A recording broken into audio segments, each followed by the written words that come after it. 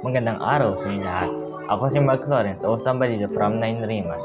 Ilalahad ko sa inyo kung paano panatilihin ang mahanto sa makita sa loob ng inyong bahay para sa ligtas na paggamit. Dalawang hantos ang ipapakita ko sa inyo.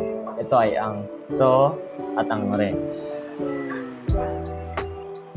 Wrench.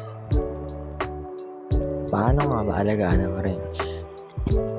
Inaalagaan ito sa paraang lagi panatiling tuyo ang inyong wrench at itago ito sa isang naangkop na case upang maprotektahan ito mula sa chemical, dumi at alikabok.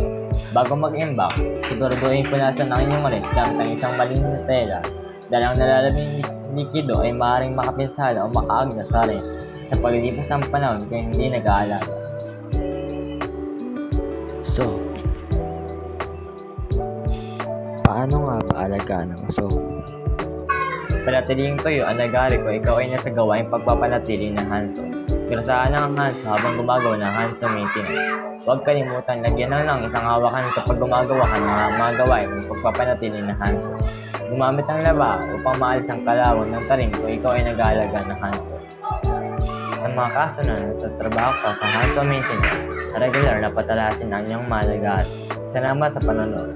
Sa Paksang Ted, maraming paalam.